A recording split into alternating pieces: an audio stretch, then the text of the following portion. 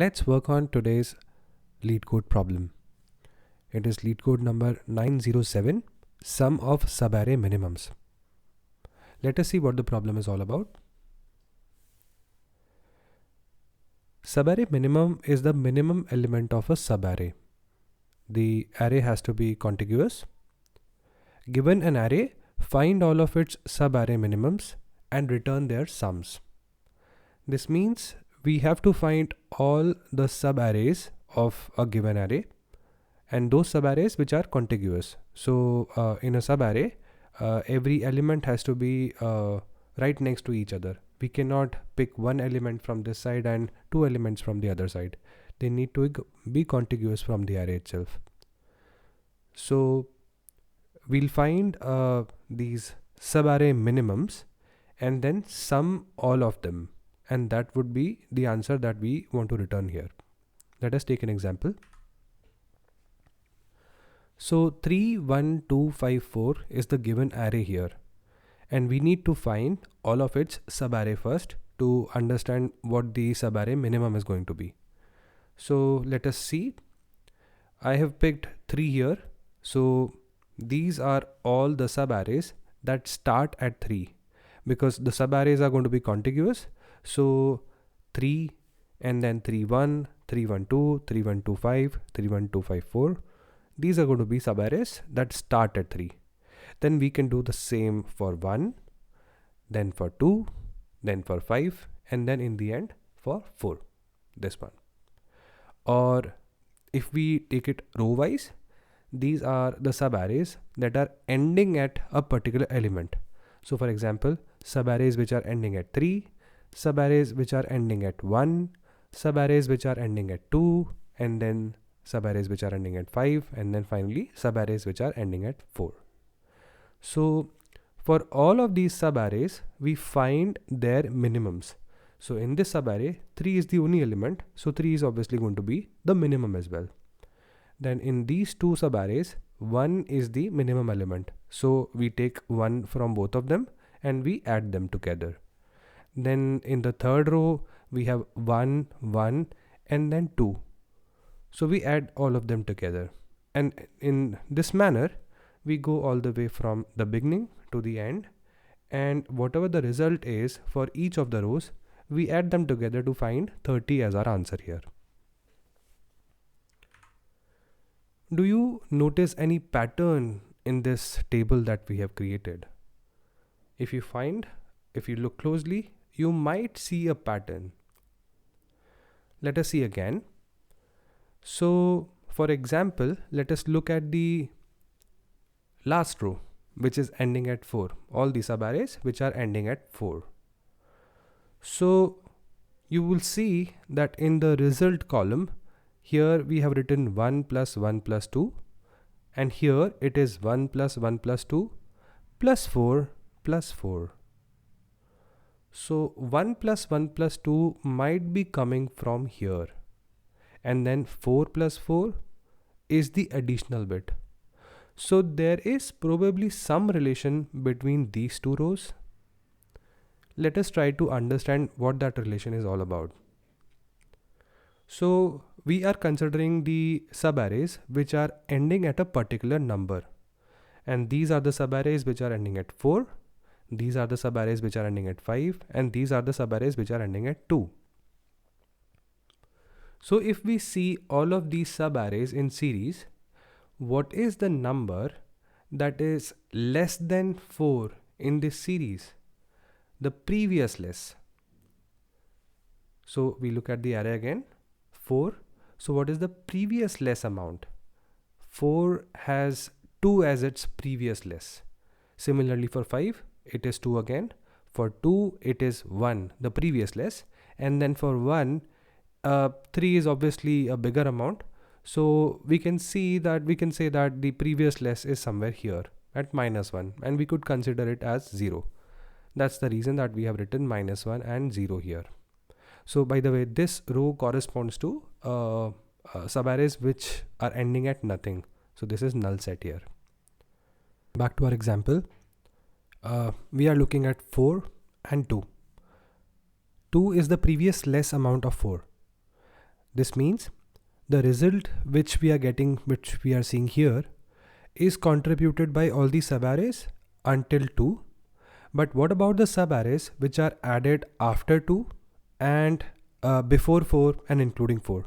So these are those two subarrays, 5, 4 and 4.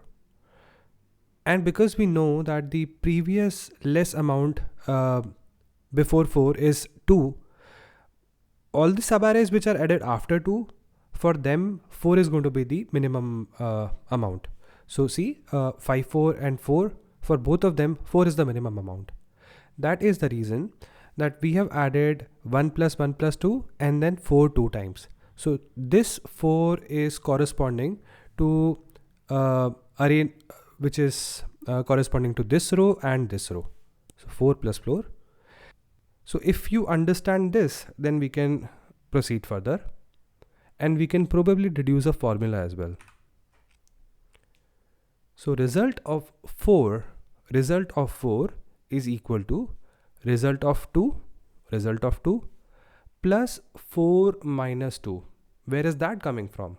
So 4 is the current index, 2 is the index of the previous less amount, and that is multiplied by the current amount, the current array amount.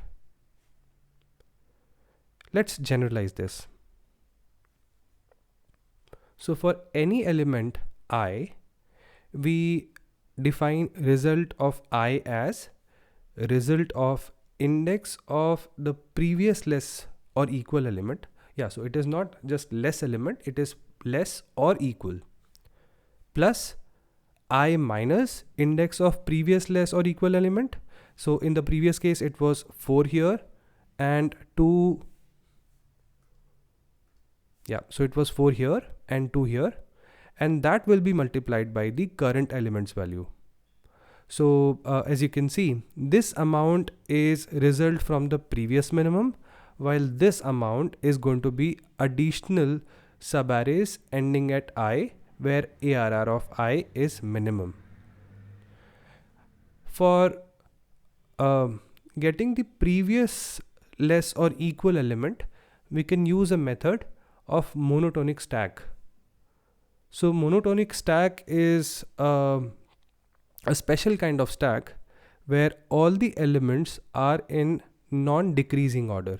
So they could be increasing, or if there are some duplicates, that is allowed there, but it is strictly non-decreasing order. So with this information, we can go to our coding panel and start coding the solution.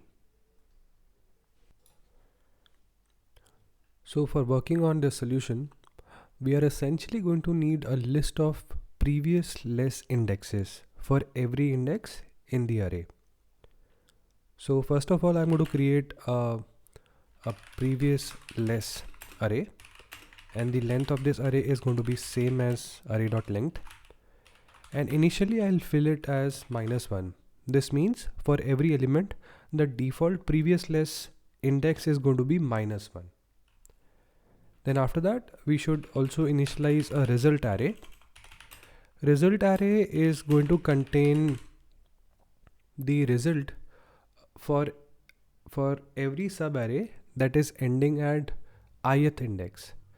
So new array, the length is going to be array.length, and I'll fill it as 0 by default.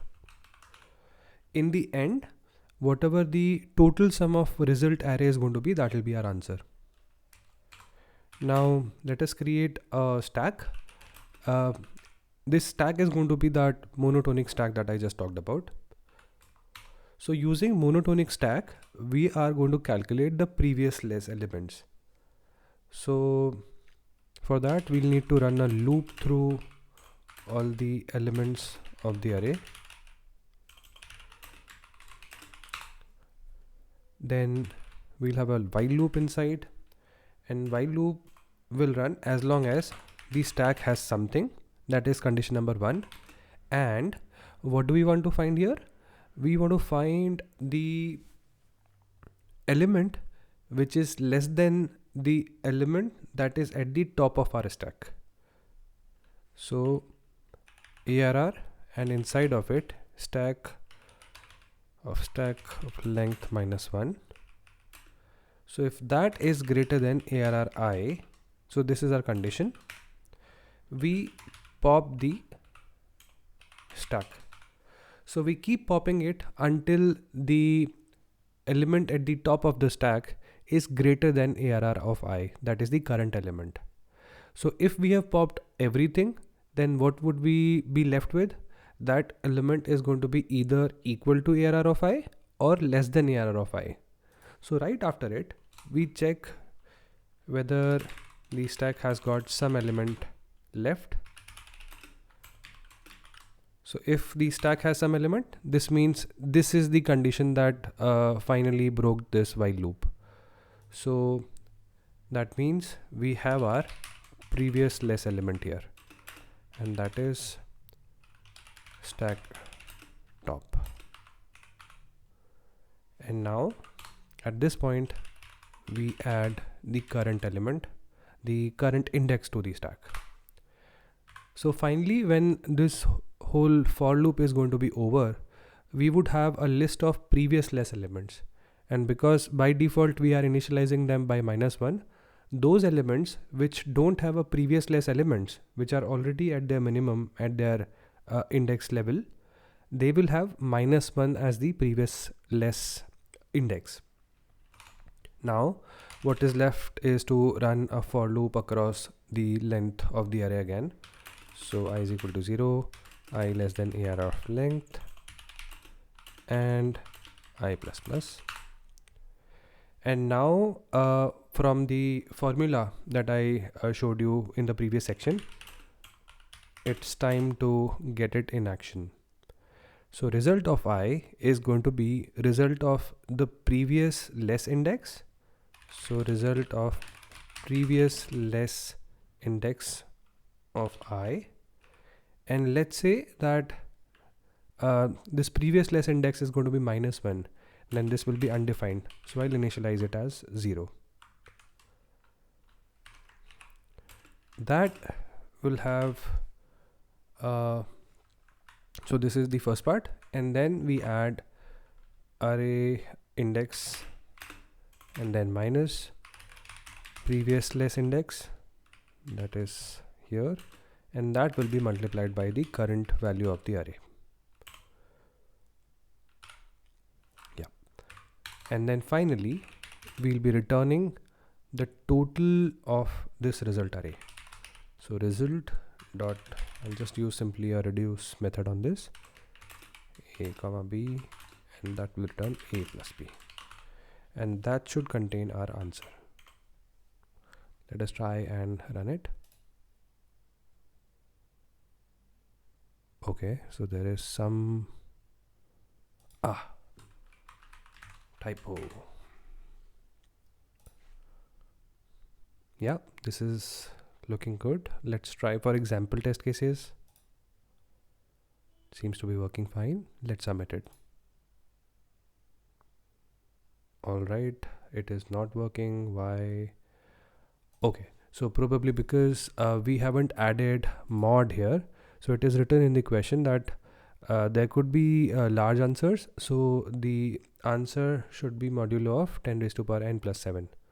So I'll add m is equal to math.var 10, 9 plus 7, and in the end, yeah, I'll simply mod it with it. Probably that should work. No, that's because m should have been mod here, right? So that seems to be working fine. Thanks a lot for staying with me until this point. Please like and subscribe. Thank you so much.